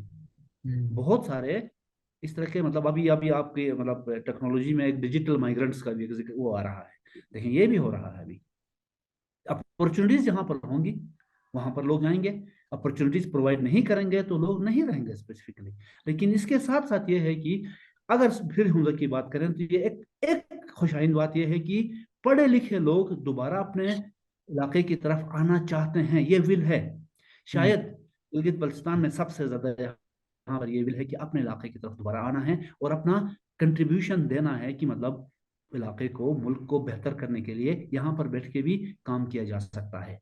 ये कितना जरूरी है एक इलाके के लिए और एक इंसान या बंदे के लिए कि वो वापस अपने इलाके में आए। इंसान के लिए तो देखें कि मतलब वो उसकी तो रूट्स के साथ एफिलिएशन तो होती है। हाँ। इंसान के लिए अगर जरूरी ना भी हो तो इलाके के लिए जरूरी इसलिए है कि मतलब आपका जो ब्रेन ड्रेन का कंसेप्ट है, हम्म। सारी दुनिया रो रही है इसमें कि मतलब ब्रेन ड्रेन हो रहा है। हम्म। आप ब्रेन ड्रेन को रोकने के लिए आप जबरदस्ती नहीं रोक सकते उसको। बिल्कुल। आप तब रोकेंगे जब आप उसके लिए कंडूसिव इन्वायरमेंट पैदा करेंगे। आप पढ़े लिखे हैं, आप इधर से वीलॉग्स करते हैं, आप पॉडकास्ट करते हैं, ठीक, तो आप भुंजा में बैठ के ये चीजें फ्रीक्वेंटली कर सकते हैं? नहीं। नहीं, बिल्कुल। वजह, इलेक्ट्रिसिटी आपको चाहिए गैजेट्स को चलाने के लिए, ऑनलाइन होने के लिए आपको इंटरनेट चाहिए। इंटरनेट यहाँ पर हालात आप देख चुके हैं, आप इधर रहते हैं, रहे हैं, विजिट्स करते हैं। बिजली की हालात आप देखते हैं, दवाई के तौर पर सुबह दोपहर शाम तो दवाई मिलती है, लेकिन यहाँ पर एक दफा मिलता है 24 घंटे में। तो आप क्या करेंगे? अपॉर्चुनिटीज पैदा करेंगे तो आपको रोक सकूंगा। मैं अपनी बात करूं अगर, तो मैं अपने बच्चों को तब रोक सकूंगा तब जब। मेरे मुंह में आएगा कि आप यहाँ पर रुको भाई, यहाँ पर ये फैसिलिटी है। हम्म। तो दूसरी तरफ आप हक बेजानिब होंगे अगर आप कहें कि भाई पहले प्रोवाइड करो फैसिलिटीज, फिर मैं रुकूंगा या रुकूंगी, आऊंगा आऊंगी। नहीं सही। दे सकता तो हाँ। फिर नहीं दे सकता, दैट से तो आप जाएंगे जो आपकी मतलब मतलब अपना आपकी अपनी ग्रोथ के लिए आप जाएंगे, नए एवेन्यूज एक्सप्लोर करने के लिए जाएंगे। और इसके अलावा अगर हम ये आपसे पूछूं कि जो अभी हम स्कूल्स में अब जो पढ़ा रहे हैं, उधर जी भी में ओवरऑल जो भी पढ़ा रहे हैं, क्या जब वो ग्रेजुएट होंगे क्या वो उन चीजों के लिए उनको तैयार करेगा? क्या अभी अभी से ऐसे स्टेप्स लिए जा रहे हैं, या जो रिफॉर्म्स वगैरह ये जो देखे जा रहे हैं तो वो इस हिसाब से लिए जा रहे हैं कि यार आज जो ट्रेंड चल रहा है, कि अगर आज एआई का वो चल रहा है, सिस्टम चल रहा है, पूरे एआई में हर कोई जा रहा है या एआई का ट्रेंड जा रहा है, तो आपको लगता है जब तक ये बच्चे, अभी हम उनको एआई सिखा रहे हैं, एआई की तरफ तो आए भी नहीं, हम सिखा भी नहीं रहे, लेकिन जब तक उनको एआई सिखाएं तब तक दुनिया किसी और स्टेप पे चली जाए, कहीं और चली जाए? जब कि हम उनको ये बता रहे हैं, मतलब तैयार कर रहे हैं कि जब वो ग्रेजुएट हों तो वो दुनिया के साथ बराबर हों, क्या ऐसे स्टेप्स? अगले 10 साल तक तो, अगले 10 साल तो ये जो बच्चे अभी प्राइमरी में हैं या ऊपर 5वीं से नीचे नीचे हैं, शायद उनके लिए हो। हम्म। लेकिन जो अभी 5वीं से ऊपर ऊपर हैं उनके लिए नहीं लग रहा मुझे। अच्छा। क्योंकि अभी देखने की हमने जो कंप्यूटर लैब्स हमारे हैं हम्म। उसमें वही दकानुसी चीजें इंस्टॉल हैं, उनको कट पेस्ट सिखाया फिलहाल जा रहा है। हम्म। आर्टिफिशियल इंटेलिजेंस तो बहुत आगे की चीज है फिलहाल हमारे लिए, हाँ। लेकिन जो सिखाया जा रहा है वो, जहाँ सिखाया जा रहा है वहाँ गनीमत है। हम्म। लेकिन अब देखें कि मतलब मैंने मिसाल दी कि मतलब 43 स्कूलों में से 11 स्कूलों में ये कंप्यूटर लैब बना है। अब गवर्नमेंट की कैपेसिटी ये है कि मतलब अब जो टीचर्स हैं जो कंप्यूटर सिखाएंगे वो बेचारे खुद ट्रेंड नहीं है। आर्टिफिशियल इंटेलिजेंस छोड़ें, बहुत दूर की बात है, कंप्यूटर में ट्रेन नहीं है।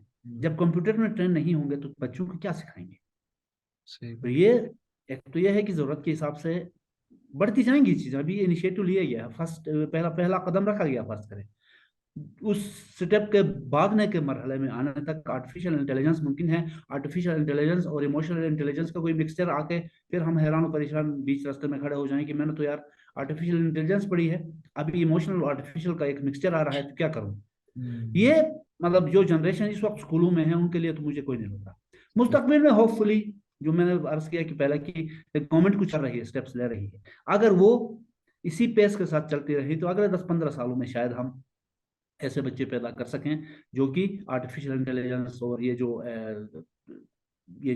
नई नई टेक्नोलॉजीज हैं उनको समझने में, उनको मैनिपुलेट करने में, उनको उनके ऊपर मजीद काम करने में शायद कोई कर सकें। तो फिलहाल जो बच्चे सही। और अभी जो हम जितना भी प्रोड्यूस कर रहे हैं, जितने भी स्टूडेंट्स को पढ़ा रहे हैं, क्या इसके साथ हम उनको कंजम्पशन, जो एम्प्लॉयमेंट की हम बात कर रहे थे, क्या उनके लिए वो जगह है एम्प्लॉयमेंट के लिए? अभी तो जितने बच्चे कितनी एम्प्लॉयमेंट ज्यादा है कि हर कोई अपनी डिग्री कर रहा है, लेकिन उसके बाद हर बंदा कंफ्यूज है कि यार एम्प्लॉयमेंट है नहीं। तो तो क्या ये भी गवर्नमेंट की जिम्मेदारी है अच्छा कि वो भी स्पेसिस बनाए जहां से इनके लिए एम्प्लॉयमेंट निकले? अच्छा, एक ये चीज हमने जहन से ये भी निकालना है कि गवर्नमेंट जो है हर बंदे को एम्प्लॉयमेंट देने का पाबंद नहीं है, शायद नहीं है। हम्म। गवर्नमेंट पाबंद इस बात पर का है कि वो कंडूसिव एनवायरनमेंट पैदा करे जहां पर सब बंदों के लिए जॉब अपॉर्चुनिटीज या सस्टेनेंस पैदा करने के लिए अपॉर्चुनिटीज पैदा कर सके, अपने लिए वो उसमें फील्ड्स में जा सके। तो गवर्नमेंट वो करती है, मतलब कवानीन बनाती है जिसके जरिए से कंडूसिव इन्वायरमेंट पैदा होता है। अब दूसरी बात यह है कि गवर्नमेंट ही गिलगित बल्तिस्तान में गवर्नमेंट ही सबसे बड़ा एम्प्लॉयर है, ये तो है। सही। 55,000 के आसपास में गवर्नमेंट एम्प्लॉयज हैं, लेकिन सेचुरेशन भी है। वो कब तक गवर्नमेंट सब लोगों को एम्प्लॉयमेंट देती रहेगी? लोगों ने अपने लिए भी एम्प्लॉयमेंट जनरेट करना सीखना, मतलब उनको भी सीखना होगा। हम्म। इसके लिए गवर्नमेंट ये, एक तो ये है कि मतलब वो कुछ मॉडल्स दे रही है, कुछ वो जो आपके पास टेक्नोलॉजी के टर्म्स में, बिजनेस के टर्म्स में या अदरवाइज सोशल अपॉर्चुनिटीज है, उसमें गवर्नमेंट काम तो कर रही है। अब उन अपॉर्चुनिटीज को टैप करने की बात है। हम्म। मसलन ट्रेड के ऊपर उनके मतलब टेडाप नाम का एक इदारा है, हम्म। ये बिजनेस अपॉर्चुनिटीज के लिए उनको अपॉर्चुनिटीज पैदा करती है, लोगों को मतलब अट्रैक्ट करती है। अब मसला ये है कि हमारे जहनों में ये है, अब जॉब अपॉर्चुनिटी से मुराद हम नॉर्मली ये लेते हैं कि गवर्नमेंट कोई जॉब दे, हम्म। वो सिचुएशन होगी किसी लेवल पे। दूसरी तरफ ये है कि मतलब अपॉर्चुनिटीज बेतहाशा हैं, उनको हम ऑप्ट नहीं करते। एक तरफ हम रोना ये रोते हैं कि अनएम्प्लॉयमेंट बहुत ज्यादा है, हम्म। दूसरी तरफ आप ढंग का बंदा किसी चीज में ढूंढते हैं तो वो आपको नहीं मिलता। ये एक ऑक्सीमोरोन है, सही। ये एक इशू भी है। हाँ। तो ऐसी सूरत में कि जहां पर सेचुरेशन है वहां पर आप दूसरी तरफ देखें तो आपको प्रॉपर बंदा भी नहीं मिलता। मैंने उसकी मिसाल दी, कारपेंटर की मिसाल दी, तो कंस्ट्रक्शन तो बेतहाशा हो रहा है, हम्म। लेकिन आपको वो प्रॉपर बंदा नहीं मिलता जो आपको कंस्ट्रक्शन को प्रॉपर तरीके से देख सके, उस पर काम कर सके। तो अब ये एक ऑक्सीमोरोन है कि मतलब जो अपॉर्चुनिटी भी नहीं है, जब बंदा ढूंढने निकलते हैं बंदा भी नहीं है। कि तो ये आप, सोसाइटी का भी इशू, हाँ, गवर्नमेंट का नहीं। तो इसमें ये कह सकते हैं कि यार ये अनएम्प्लॉयमेंट कुछ गलत चॉइसेस की वजह से भी होती है। कि अगर मैं जा रहा हूँ यूनिवर्सिटी में, जा रहा हूँ, अब मुझे समझ में नहीं आ रहा है कि मैंने कौन सी डिग्री करनी है, तो मैं कोई भी कर लेता हूँ, लेकिन मुझे पता नहीं कि उस डिग्री का मुझे काम क्या होगा, क्या काम आएगा। और द टाइम बस वो डिग्री हो जाती है और मतलब मेरा शौक बढ़ता है, ना कुछ होता है। एग्जैक्टली, हम्म। एग्जैक्टली, ये आपने पिन पॉइंट बात की है कि मतलब हम जब पढ़ते हैं तो फिर ये है कि सबसे पहले तो एक तो ये फिर माशरे का मसला है। हाँ। सबसे पहले तो आपको डॉक्टर बनाना चाहता है, हाँ। नहीं तो इंजीनियर बनाना चाहता है, नहीं तो कमीशन में बेचना चाहता है, नहीं तो फिर सरकारी मुलाजमत। बिल्कुल। हाँ। आपकी जो भी तालीम हो उसे कोई गरज नहीं। हम्म। आप देखें कि मतलब वो कितने कितना भेजोगे आप, कितने डॉक्टर प्रोड्यूस करोगे, कितने कमीशन अफसर प्रोड्यूस करोगे, कितने इंजीनियर्स करोगे? दुनिया में और भी फील्ड्स हैं, हम्म। उनकी तरफ गवर्नमेंट ही एक एम्प्लॉयर नहीं है। हम्म। हम्म। एम्प्लॉयमेंट जनरेट करने वाला, प्रोवाइड करने वाला, ऑफर करने वाला एक इदारा नहीं है, बेतहाशा है। उसमें आपने देखें कि आपको क्या दिलचस्पी क्या है। एक तो हम ये तवक्को रखते हैं बच्चे से कि मतलब मैं जो ग्रोन अप जो है वो जो कहे वो बच्चा मान जाए। ये हम्म, भी एक इशू है। हम्म, अब स्टूडेंट का भी है कि वो मतलब उसकी अपना जहन क्लियर नहीं होता, लेकिन मैं स्टूडेंट को उसमें ब्लेम नहीं करूंगा। मैं वो सोसाइटी और फिर फैमिली और फिर पेरेंट्स को ब्लेम करूंगा कि वो लोग जोर जबरदस्ती से अपने बच्चे को बच्ची को हम्म, अपनी मर्जी की तालीम दिलाना चाहते हैं। हम्म, बच्चे का एप्टीट्यूड साइंस की तरफ नहीं है तो उसको साइंस की तरफ मत भेजें। हम्म, उसका जो एप्टीट्यूड है उसकी तरफ भेजें। वो साइंस में जाकर बेकार साइंसदान बनेगा, क्या फायदा। अगर वो करना चाहता है, क्लाइंबिंग करना चाहता है, कारपेंटर बनना चाहता है, शू पॉलिश करने वाला बनना चाहता है, मुहावरा तो नहीं कर रहा हूं, हकीकत में शू पॉलिश करने वाला बनना चाहता है तो बनने दें, उसमें एक्सपर्टीज हासिल करने दें। हम्म, तो ये हमारे मुआशरे में नहीं है, अभी इसको एक्सेप्ट नहीं किया जा रहा है। मुआशरे को करना होगा, हम्म। फैमिलीज को करना होगा, ये पेरेंट्स को ये जा जाकर करना होगा कि मतलब बच्चा जो करना चाहता है उसको करने दें। बच्चे के साथ माँ बाप को भी थोड़ा पढ़ाया जाए, स्कूल वालों को। सबसे पहले पढ़ाया जाए। हाँ, बिल्कुल।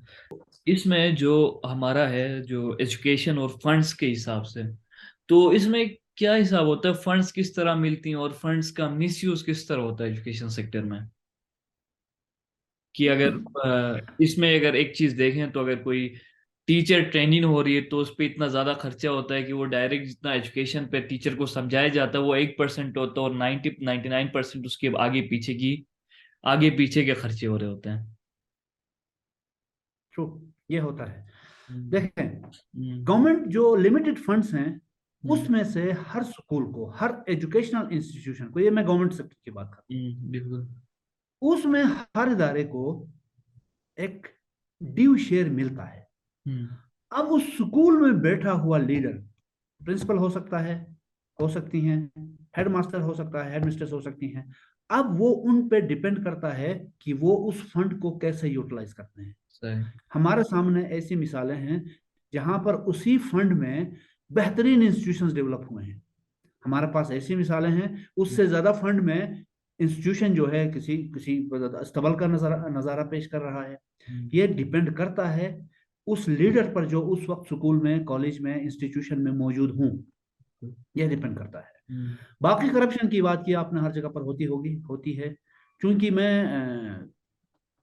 इस लीडरशिप पोजीशन में नहीं आया हूं जहां पर मैं लूप होल्स देख सकूं, हम्म, और ना कोई करप्शन की है जहां पर मैं आपको बता सकूं ये टेक्निक्स हैं। तो वो हम्म। टेक्निक्स फिलहाल मुझे नहीं आती। सही सही। तो हाल था कि फीमेल एज लीडर्स, कि उनको डेवलप किया जाए एज लीडर्स, लड़कियों को बचपन से, तो इसके लिए आप क्या कहेंगे इसके बारे में? आप देखें, हम्म, ये सेगमेंट जो है फीमेल सेगमेंट सोसाइटी का हाँ, सबसे ज्यादा निगलेक्टेड सेगमेंट है। सही। हाँ, बिल्कुल। 50% आपकी आबादी, 50% से गिव एंड टेक 2% ऊपर नीचे। हम्म, दुनिया में भी है, गिलगित में भी है, पाकिस्तान में भी है, और हुंजा में भी है। हम्म, तो ये जब तक फीमेल्स को आप उतना ही अपॉर्चुनिटी प्रोवाइड नहीं करेंगे जितना मेल्स के लिए है, तो ये मुआशरा डिसबैलेंस ही रहेगा। हम्म, इसको बैलेंस में लाने के लिए जरूरी है कि अगर आपने बच्चों के, लड़कों के 10 स्कूल बनाए हैं, लड़कों के 10 डिग्री कॉलेजेस बनाए हैं, तो लड़कियों के भी 10 डिग्री कॉलेजेस, 10 स्कूल्स बनने चाहिए। हम्म, जॉब अपॉर्चुनिटी में उनको भी उतना ही मौका मिलना चाहिए जितना मेल को मिलता है। हम्म, अब मेरा ख्याल है कि ये खत्म होना चाहिए कि ये मेल की पोस्ट है, ये फीमेल की पोस्ट है। ये डिस्क्रिमिनेशन खत्म होनी चाहिए, दुनिया में खत्म हो रही है। हम्म, ऐसा भी नहीं कि मुकम्मल खत्म हो गया है, इवन डेवलप्ड कंट्रीज में भी ये मसले हैं। बिल्कुल। अगर वो जॉब, इक्वल जॉब अपॉर्चुनिटीज मिल गई हैं तो, लेकिन उनको जो फैसिलिटीज मिलती हैं, उनकी जो सैलरीज मिलती है, उसमें डिस्पैरिटी अब भी है। दुनिया की बात कर रहा हूँ, फर्स्ट वर्ल्ड की, डेवलप्ड वर्ल्ड की। यहाँ पर तो फिर जाहिर है सूरत हाल हो रही है। हम्म, तो मुआशरे को बैलेंस करना है तो फीमेल लीडर्स का आगे आना बहुत जरूरी है। हम्म, आपको एक मिसाल दूं, जब ये कोविड बहुत ही उरूज पे था तो ये रिसर्च सामने आई है कि जिस जिस मुल्क में फीमेल प्रेसिडेंट्स, प्रीमियर्स या लीडर्स थी, वहां पर कोविड बेहतर तरीके से कंट्रोल किया उन्होंने। उसकी मिसाल है न्यूजीलैंड की जसिंद्रा जैसे इंदिरा। आर्डरन, अगर नाम, मेरा ख्याल नाम प्रोनाउंस सही नहीं कर पा रहा हूँ, लेकिन वो जो फीमेल थी, उन्होंने जो कंट्रोल किया है दुनिया में कहीं पर नहीं हुआ। सही सही। बेस्ट हेल्थ फैसिलिटीज होने के बावजूद अमेरिका और बरतानिया में बहुत सारी डेथ्स हुई हैं। हम्म, न्यूजीलैंड ने वो कंट्रोल किया हुआ था। लीडर्स जब तक फीमेल नहीं होंगी, शायद हमारी सोसाइटी जो है वो बैलेंस नहीं होगी। इसमें एक नेचुरल फैक्टर भी है। नेचुरल फैक्टर ये है कि फीमेल जो हैं कंपैशनेट होती हैं, ज्यादा ही दर्द दिल रखने वाली होती हैं। अगर उनको टफ जॉब्स में रखा जाएगा तो शायद वो बेहतर परफॉर्म कर सकें। पुलिस में हम देखते हैं गिलगित बल्चिस्तान में अच्छी खासी तो नहीं, लेकिन जो लीडर्स में हैं वो उन डिस्ट्रिक्ट्स में जहां पर फीमेल पुलिस ऑफिसर्स हैं वो बेहतर चल रहा है। हम्म, तो इसकी एक मिसाल, मतलब नाम लेके शायद बताना मुनासिब नहीं है, लेकिन लोग बेहतर समझते हैं कि कहाँ पर है। ना, जो फीमेल जजेस हैं डायरेक्ट तो वास्ता नहीं पड़ा, वहां पर सुना है कि वो बहुत कंपेशनेट और बहुत बेहतर तरीके से जजमेंट्स दे रही हैं। ये इस तरह की कोई बातें मैंने सुनी हैं। नहीं, तो फीमेल्स को, सोसाइटी को बेहतर बनाने के लिए आगे लेके आना होगा। ये इनएविटेबल है, इसके बगैर नहीं बनता। देखें, होता यह था कि मतलब फीमेल्स को आगे लाएंगे तो मुआशरा क्या करेगा, क्या कहेगा करके बहुत सारी रुकावटें होती थी। मुआशरा कहता रहता है, हम्म, सही, लोग कहते रहते हैं, करने दें, बोलने दें। हम्म, लेकिन फीमेल्स को आगे लेके आना जरूरी है। चाहे लोग जितनी भी गालियां दें, जितनी भी बातें सुनाएं, करना जरूरी है। लेकिन फीमेल्स को लीडरशिप में रोल में हाँ, लेके आना बहुत जरूरी है। तो इसके लिए क्या स्टेप्स हो सकते हैं जो अभी ले सकते हैं? मतलब अभी तो डायरेक्ट कोई कॉलेज के बाद तो नहीं, मतलब स्टार्टिंग से स्कूल के टाइम से उनको शायद ये पढ़ाना या बिल्कुल, सिखाना चाहिए, लेकिन तो उसके लिए स्टेप्स स्कूल क्या से हो पहले सकते हैं? हाँ, मैं ये स्कूल कर से दो पहले। चीज दो हाँ, दो तीन चीज। एक, हाँ, स्कूल से पहले हाँ, बच्चियों को जहां पर ये लड़की है करके उसके साथ घर में वालिद वालिदा डिस्क्रिमिनेट करते हैं, हाँ, वो खत्म हो सकता है। बिल्कुल, तो उस बच्ची को ये एहसास हो कि मैं बराबर की सिटीजन हूँ। हम्म, ये सही, घर से शुरू होगा, हम्म, स्कूल में भी यही होना चाहिए। सही, फिर इसका जो सबसे बड़ा स्टेप है, लेजिस्लेशन। हम्म, नेशनल लेवल पे, प्रोविंशियल लेवल पे लेजिस्लेशन का होना बहुत जरूरी है कि आप खवातीन को हर महकमे में 50% खवातीन की नुमाइंदगी होनी चाहिए। हम्म, गिलगित बल्चिस्तान असेंबली की बात करें, जो लेजिस्लेटर है हम्म, वहां पर गिनी चुनी खवातीन हैं। हम्म, वुमेन वेलफेयर में खवातीन नहीं है, अंदाजा लगाएं। तो ये लेजिस्लेशन करना होगा, हर हम्म, हालत में करना होगा। ये अभी अभी अभी ना हो तो किसी न किसी लेवल पे करना होगा कि खवातीन का 50% शेयर डेवलपमेंट सेक्टर में, एजुकेशन में, ईच एंड एवरी सेक्टर में, जॉब सेक्टर में खवातीन का मखसूस 50% कोटा होना चाहिए। उसके बगैर काम नहीं बनेगा। लेजिस्लेशन, स्कूलों में भी यही, घरों में सबसे पहले आप हम्म, बच्ची को ये एहसास दिलाएंगे कि आप किसी से कम नहीं हैं, तब वो मुआशरे में जाकर ये क्लेम कर सकेगी कि मैं किसी से कम नहीं हूं। आप शुरू में ही, हम, आपसे मुराद अभी तो आप यंगस्टर्स हैं, हम्म, हम पेरेंट्स, हम मुआशरे में रहने वाले लोग हम्म, बच्ची को घर ही से एहसास कमतरी का शिकार करके मुआशरे में बेचते हैं तो वो हमेशा एहसास कमतरी का शिकार रहती है। हम्म, बच्ची बच्चा बराबर, हम्म, दैट्स इट, बिल्कुल बेहतरीन। बॉटम। खूबसूरत, सही। तो लेकिन जब आप बाहर निकलते हैं तो कुछ इलाकों में रिसेंटली जो हुआ, बैन लगा उस पे, स्पोर्ट्स गाला पे लोग बाहर आए, तो ये चीजें डिमोटिवेट नहीं करेंगी उनको, या जो भी फैमिलीज हैं कर उनको रही हैं, डिमोटिवेट नहीं करेंगी? एग्जैक्टली कर रही हैं। अब देखें, हम्म, गवर्नमेंट ने चलना भी होता है, गवर्नमेंट क्रम्बल होने से बचाने के लिए, शायद जो केओस पैदा हो रहा था उससे बचाने के लिए किया है, लेकिन ये एक बेहतरीन स्टेप था। हम्म, इस स्टेप को मजीद कंटिन्यू होना चाहिए। चाहे मुआशरे का जो भी सेगमेंट हो, जो भी कहे, कुछ कहे, हम्म, गालियां दे, पथराव करे, ये इवेंट्स होनी चाहिए। उन जगहों पे होनी चाहिए जहां पर ये रेजिस्टेंस कम है। हम्म, जहां पर रेजिस्टेंस है वहां पर ना करें फिलहाल, हम्म, लेकिन जा जाके उन मुआशरों को भी ये चीजें करनी होंगी जो अपने आप को अच्छा मुआशरा समझती हैं। अच्छे मुआशरे से मुराद ये है कि सारी खवातीन जो हैं आपसे इंफीरियर हैं, आप हम्म, सुपीरियर हैं। बहुत हम्म, सारे मुआशरे ये समझते हैं। तो ऐसे मुआशरों में करें जहां पर एटलीस्ट ये सेंस हो कि खवातीन भी 50% ना सही 10% हमारा हमारा हिस्सा है करके ये जरा जहन हो। उन मुआशरों में जरूर करें, वो हो जाएगा। मिसालें आपके सामने हैं। हम्म, पॉलिटिकल टर्मोइल से बचने के लिए मैं नाम नहीं लूंगा, बिल्कुल, लेकिन जगह हैं जहां पर ये चीजें हो सकती हैं। बिल्कुल बेहतरीन। और इसके अलावा हमने शायद बहुत सारी चीज़ों पे बात की है, तो आपको लगता है कि हमने कोई ऐसी बात नहीं की जो हमें करनी चाहिए, जो लोगों को सुनने की ज़रूरत है, इसके अलावा जो बातें हैं?